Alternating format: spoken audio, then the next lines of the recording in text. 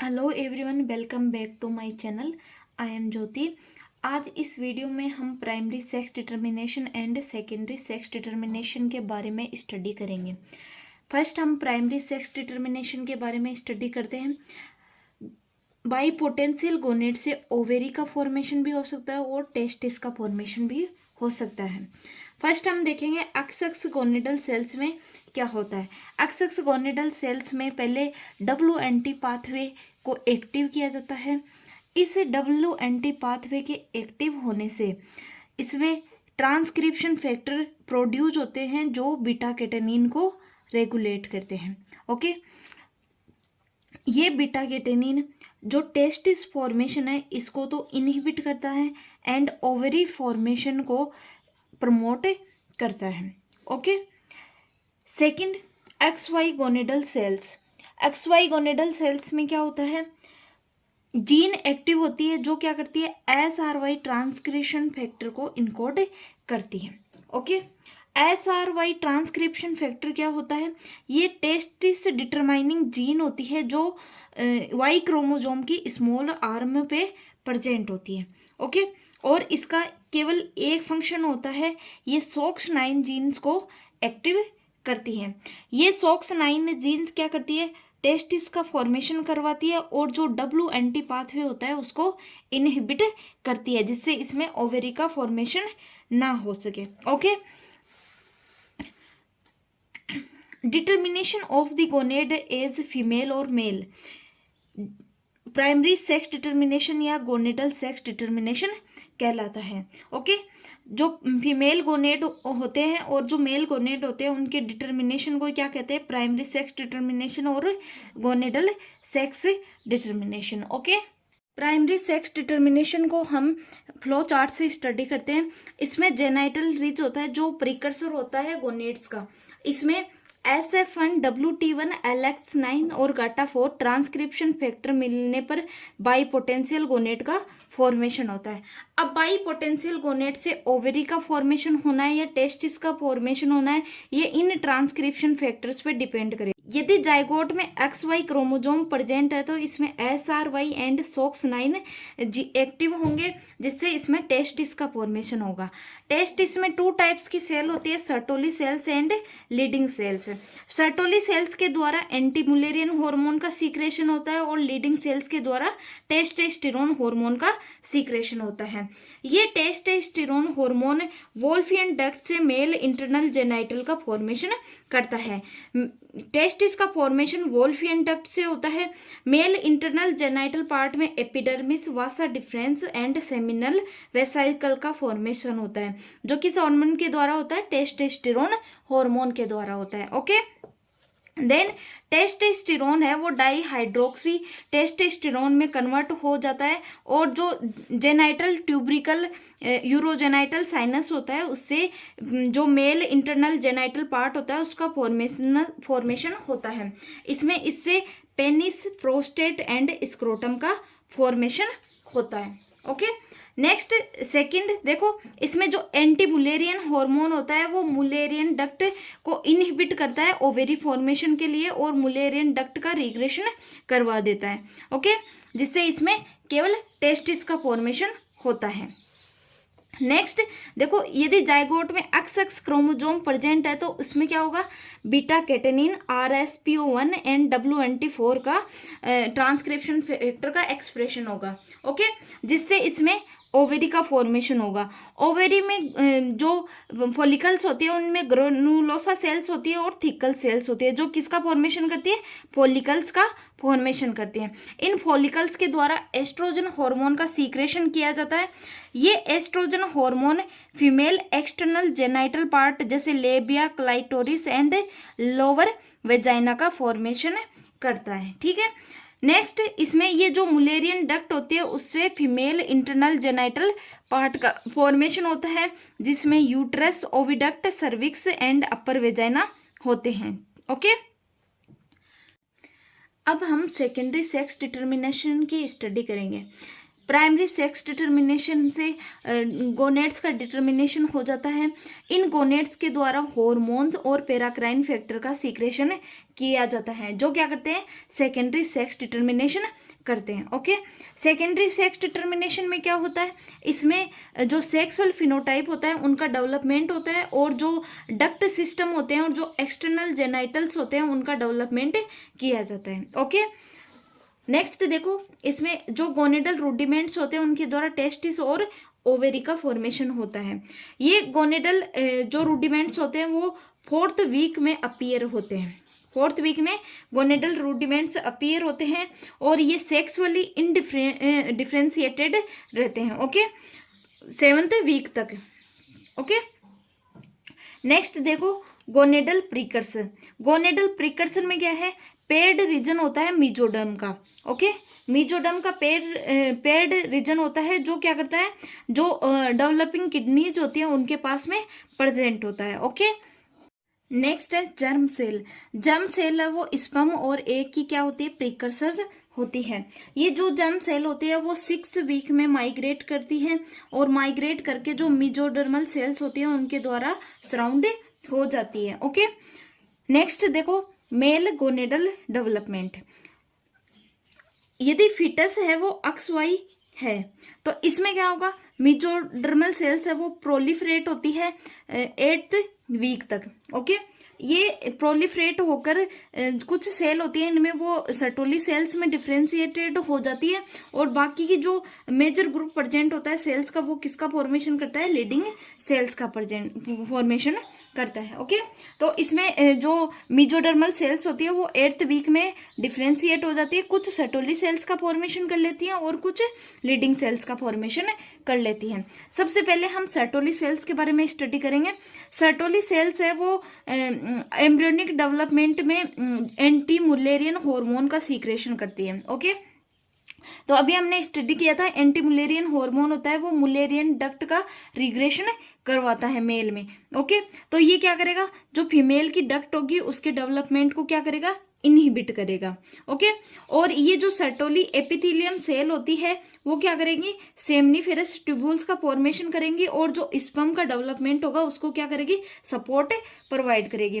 तो Sertoli cells है वो एंटीमुलेरियन हार्मोन का सीक्रेशन करती है, और सेकंड है ये जो सेमनीफेरस ट्यूब्यूल्स होती है उनका फॉर्मेशन करवाती है और स्पर्म को सपोर्ट प्रोवाइड करती है। ठीक है, नेक्स्ट देखो, 8 वीक में क्या होता है, इसमें जो सर्टोली सेल्स होती है वो जर्म सेल्स को क्या कर लेती है, सराउंड कर लेती है, और खुद को जो टेस्टिस कॉर्ड होती है उसमें ऑर्गेनाइज कर लेती है। सर्टोली सेल्स क्या करती है, जर्म सेल होती है उनको सराउंड कर लेती है, और खुद को जो टेस्टिस कॉर्ड होती है उसमें अरेंज कर लेती है। ठीक है, क्या करती है, जो डेवलपिंग टेस्टिस होते हैं उनके सेंट्रल रीजन में लूप का फॉर्मेशन करती है, और थिन कैनाल के नेटवर्क से कनेक्टेड रहती है। ओके, टेस्टिस कॉर्ड को रेटिटेस्टिस भी कहा जाता है, जो क्या करती है, डेवलपिंग किडनीज होती है उनके पास में प्रेजेंट होती है। ओके, नेक्स्ट देखो, टेस्टिस कॉर्ड क्या होता है, टेस्टिस कॉर्ड होती है mature to form seminiferous tubule.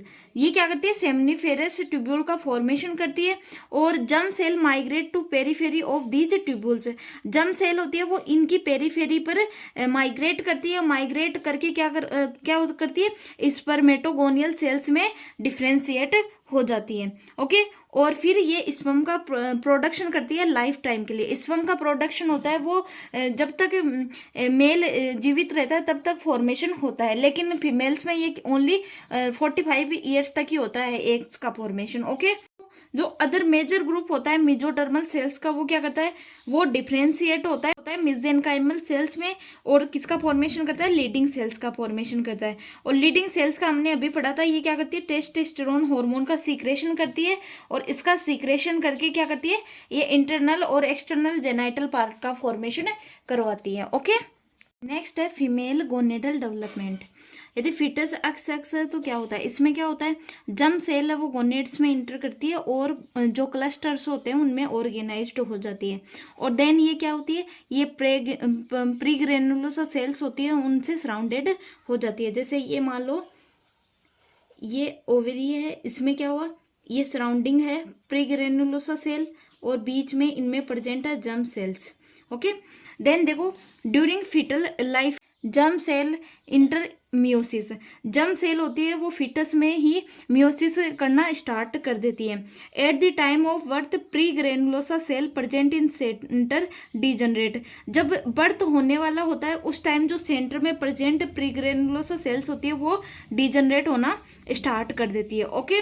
Then देखो जर्म सेल होती है वो क्या होती है, oocytes होती है जो क्या बनाती है, वो एग्स का फॉर्मेशन करती है। नेक्स्ट देखो cells surrounding the developing egg granulosa cells, जो एग होता है वो कौन से सेल्स के द्वारा सराउंडेड होता है, ग्रेनुलोसा सेल्स के द्वारा सराउंडेड होता है। Okay. Most of remaining mesenchymal cells differentiated into thecal cells, जो मिजेनकाइमल सेल्स होती है वो थिकल सेल्स में क्या हो जाती है, डिफ्रेंशिएटेड हो जाती है। Thecal cell plus granulosa cells क्या बनाती है, फॉलिकल्स का फॉर्मेशन करती है। और अभी हमने स्टडी की थी जो फॉलिकल सेल्स होती है वो क्या करती है, एस्ट्रोजन हार्मोन का सीक्रेशन करती है।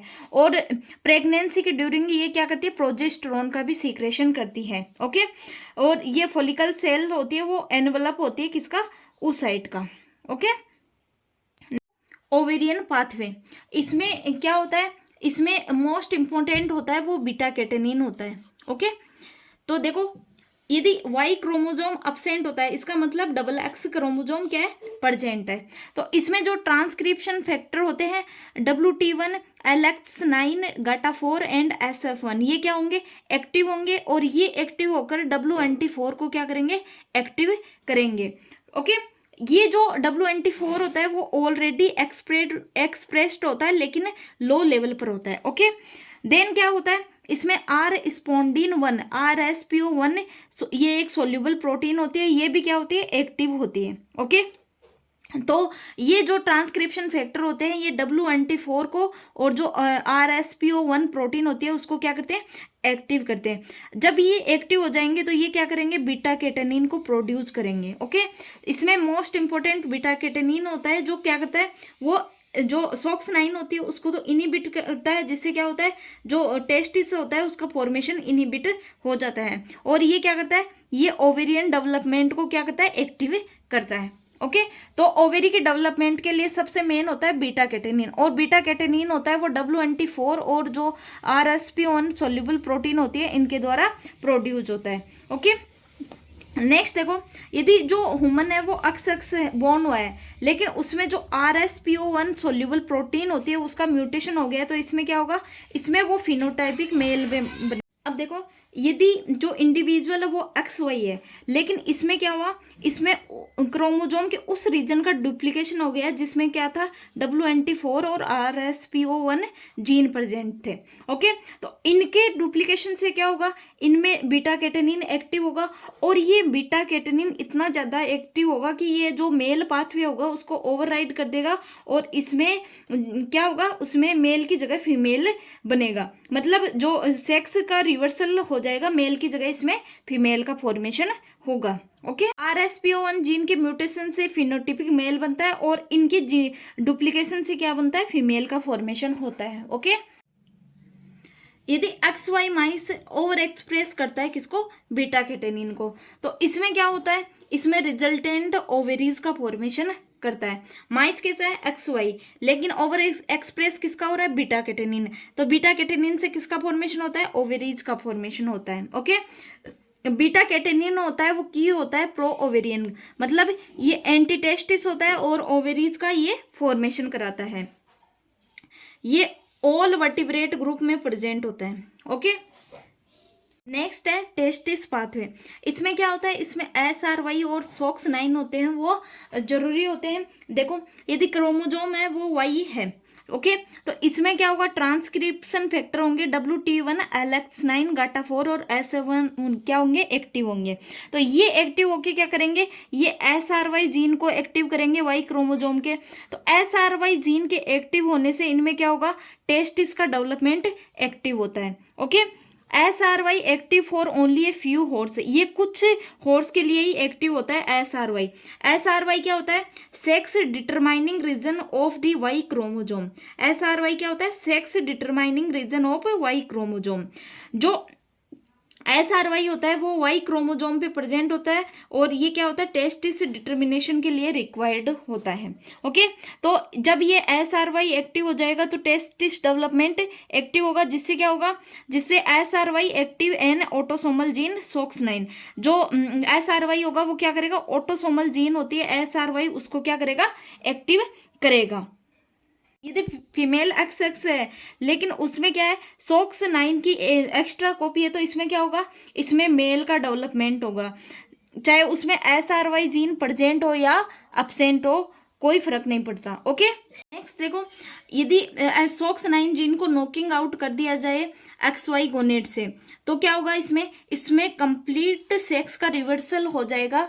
Remove SOX9 enhancer that bind the SI protein, तो जो SOX9 को एनहांस करते हैं वो SRY प्रोटीन से बाइंड नहीं होंगे। ओके, और इसमें क्या होगा, XY डेवलप ओवेरीज, तो XY क्रोमोसोम प्रेजेंट होने पर भी इसमें क्या होगा, ओवेरीज का डेवलपमेंट होगा। ओके, अब नेक्स्ट है देखो, फंक्शन ऑफ SOX9, ये क्या करता है, ये जो खुद का प्रोमोटर होता है उसको क्या करता है, एक्टिव करता है। ओके, और ये क्या करता है, ये ब्लॉक करता है किसको, बेटा कैटेनिन को, जिससे क्या होता है, ओवेरी फॉर्मेशन नहीं होता। ओके, ये कैसे भी कर सकता है, डायरेक्टली और indirectly. Okay, if bind to cis regulatory region of numerous gene necessary to testis formation, these gene include those encoding anti-Mullerian hormone। Okay, ये क्या करता है, ये सिस रेगुलेटरी रीजन होते हैं जो टेस्टिस फॉर्मेशन के लिए रिक्वायर्ड जीन होती है उन पे बाइंड होते हैं। ओके, और ये क्या करते हैं, ये एंटी मुलेरियन हार्मोन के लिए इनकोडिंग करते हैं। ओके,